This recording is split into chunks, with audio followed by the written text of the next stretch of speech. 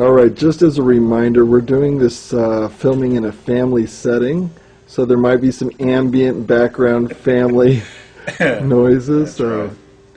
How will the movement of our solar system through the galactic plane affect our solar system and Earth and us here on Earth? Well, I wasn't alive the last time that actually happened, but here's what I've been told. One of the biggest concerns is that it has a very, very strong gravitational field. It also has a magnetic field. It's also an area, because of its magnetic field, where there's a considerable amount of debris. And as our solar system and everything in the galaxy revolves around it, okay, while we're also going around in the circle, it is not an actual complete elliptical circle. We move in a downward and an upward thrust, which takes approximately, from what I understand, 12,600 years, where things go up and then they come back down. It is the crossing the galactic plane that the A's, Morane and Visayas, were specifically really worried about Earth, in the fact that it was their opinion, based on their own science, that when the Earth hits the galactic plane, the Earth itself would bounce off that gravitational field, causing a great deal of Earth changes, where every coastline on the planet would be changed from the bouncing before we were able to move through. That's my understanding. I don't know if it's going to cause a physical pole shift or not. That is always a possibility. We do know from the geological record that that's happened.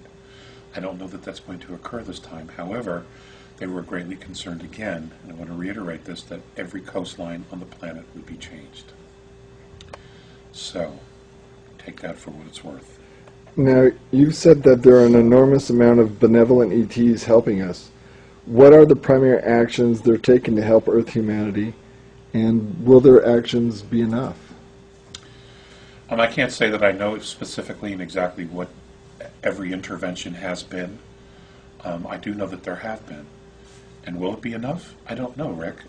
I would assume that they're making an investment here of their time and their energy to help us get through these dramatic stages, to get through these challenges, these moments of growth that we obviously have to go through, because here they are right in front of us. So we can just hope and have faith. For people who are afraid that they won't survive during any Earth changes, what spiritual or philosophical view have the Andromedans shared with you that you think may help people to overcome their fears? If you go to Defending Sacred Ground, there's a lot of knowledge that they've imparted. One of the essays in regards to fear is one. The other essay, the isness, worshipping the isness, a relationship to the isness. There's an awful lot of wisdom that they have imparted, but they've always called this time coming the moment of advanced maturity. So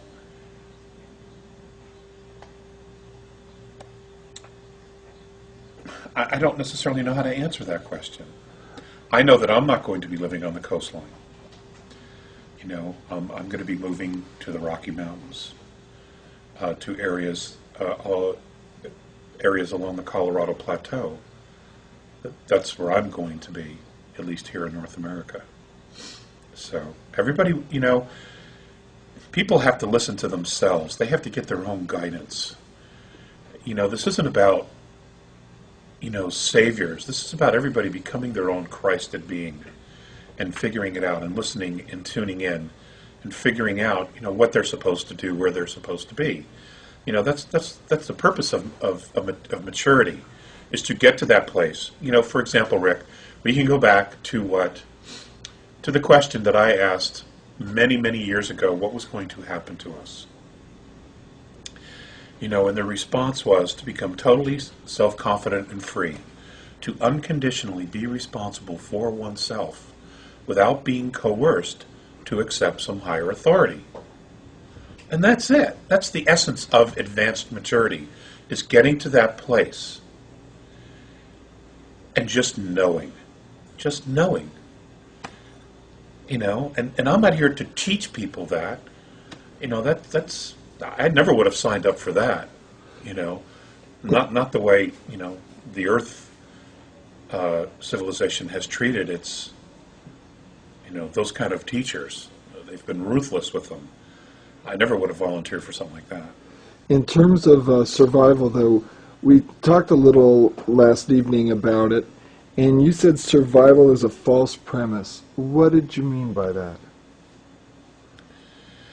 In a spiritual sense. In a spiritual sense, the physicality is just a moment. You're here, the only reason you experience physicality is to learn lessons, to gather knowledge, to experience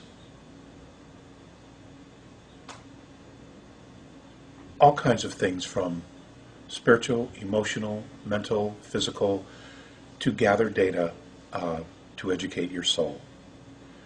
I know a lot of people have a very difficult time with the concept of reincarnation, but I have absolutely no doubt that that is the way that it is. That we don't die when our physical body stops working. We move on. We go somewhere else, and many of us come back, and we live again, and we learn different lessons and create different scenarios to provide us with the lessons of knowledge that we want in order to educate our soul. This isn't new knowledge. People long before, for thousands of years, have been talking about this. And the reason I believe that those kind of teachings have persisted is because they're right.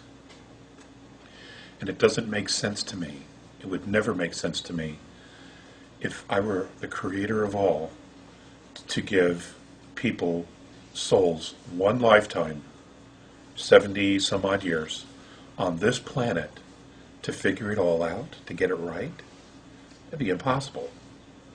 It would absolutely be impossible to do. Especially when it's as screwed up and twisted as it is. So to kill in order to survive doesn't make sense in terms of... No, it doesn't make sense, because the whole idea of advanced maturity, moving into spiritual advanced maturity, is to learn how to create love. Because that's the ultimate lesson here, is you create love, you leave a legacy of love. Nothing else is real. It just doesn't stick. It doesn't... it seems real because you have so much emotion tied to it, but it isn't real. It doesn't last. The effects of it don't really last. It's a difficult thing to explain, and I wasn't actually prepared for the question. That's all right. So you slipped that in there. But that's about all I can say on it at the moment. Alex, what did you mean when you talk about our human DNA unlocking? My understanding from the A's is that certain cosmic events were going to occur and or could be manipulated by benevolent extraterrestrials, where they apparently have some technology that would allow cellular memory to release within our body. And somehow that would create a reaction of total physical remembrance, not only for the body, but also for the mind and for the soul.